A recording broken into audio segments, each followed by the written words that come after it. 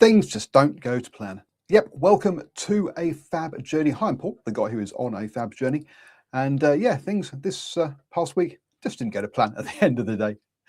Sometimes they don't, do they? Let's be honest. Look, family commitments got in the way of one armory. We then forgot something, meaning that we couldn't make another armory.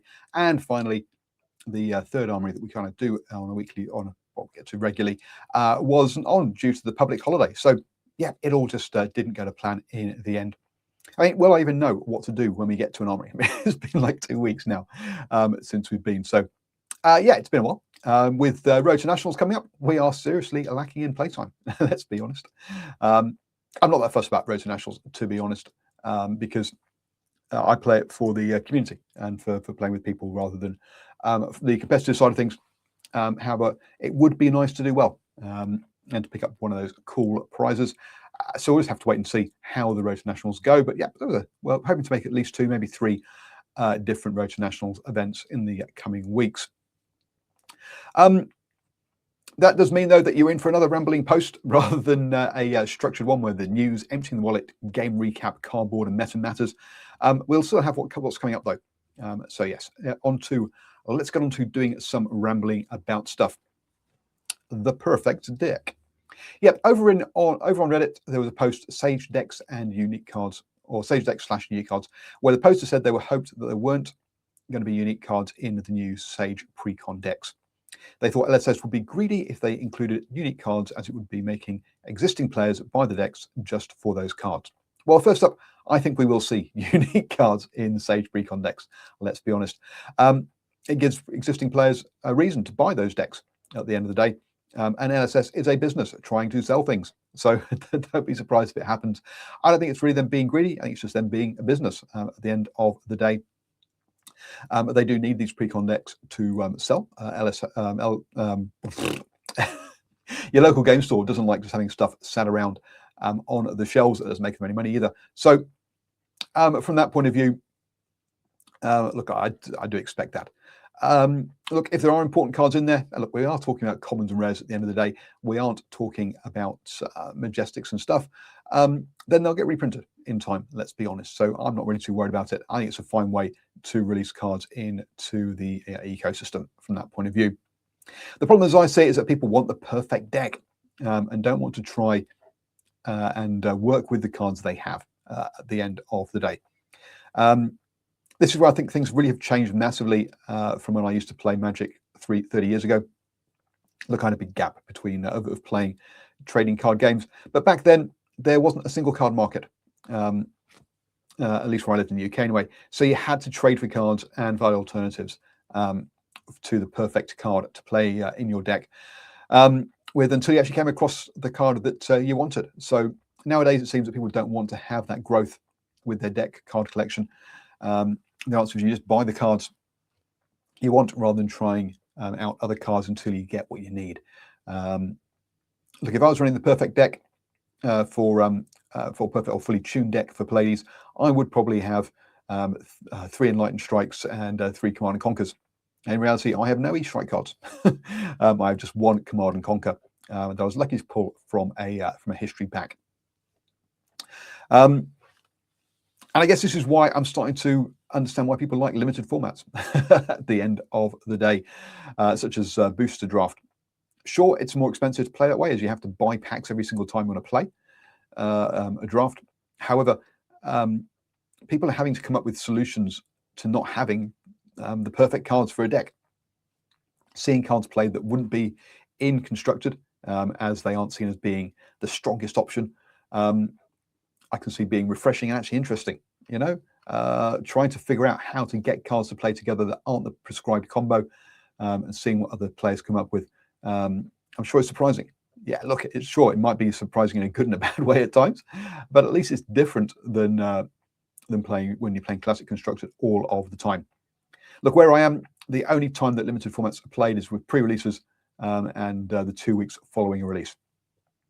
So it's something that I've had very limited experience of, with just 1 crack shuffle play skirmish and the Super Slam pre-release being the only events I've done so far, because one of the armories, our main armory, doesn't ever do sealed play. So but it's something I'm increasingly becoming something I'm looking forward to more.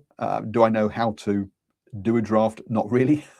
I kind of know sort of technically how it works, but actually the tactics of how to go about it, yeah, it'll be a massive learning curve. But I say it's something I'm looking forward to playing. But obviously that's going to be quite a while yet, because we'll be looking at least the second release next year, as Pen does not support Seal limited play or a limited format. So yeah, there we go. But yeah, it just comes out of that perfect deck, doesn't it? Why don't people, grow with it, folks? Things live with imperfection. It's a good thing. Anyway, a couple of ideas are bouncing around in my head at the moment are the largest UFP game ever played, and also a werewolf hero. So look, UFP is designed to be played with 4 people, but I've seen tables of 5 also play this game. So the question is, how many people could you fit in one table? If you did this, I think you'd have to have more than one turn going around at the table at the same time. Otherwise, it would take a long time between turns. You get very bored from that point of view. And if you're having more than one turn traveling around a table, so they don't sort of catch up with each other, you're going to have a very strict time limit or fixed time duration for each turn to make sure that they move around at a constant speed from that point of view. Look, when turns meet each other, once players are eliminated, how do you cope with that? I think you have to get rid of one of the turns, so I need to figure out the mechanics of that. But look, this is something that I think would be fun to try out, and something I could be a kind of community event in the future. Who knows? But I like the idea of trying to do the largest ever, and having a record for the largest ever UFP game played.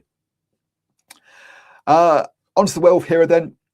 Look, I've been catching up with my fab lore, and I've read or listened to every story from 2019, 2020, 2021, and 2022, and I'm working my way through 2023. So I'm catching up at the moment.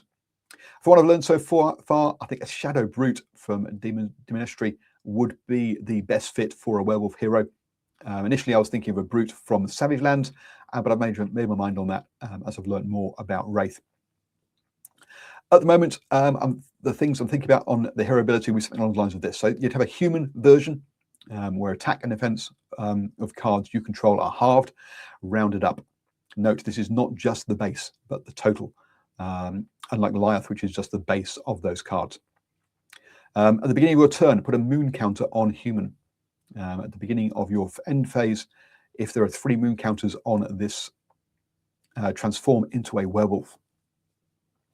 The werewolf version would have attack and defense cards you control are doubled. Again, total, not just the base. At the beginning of your end phase, transform back to human.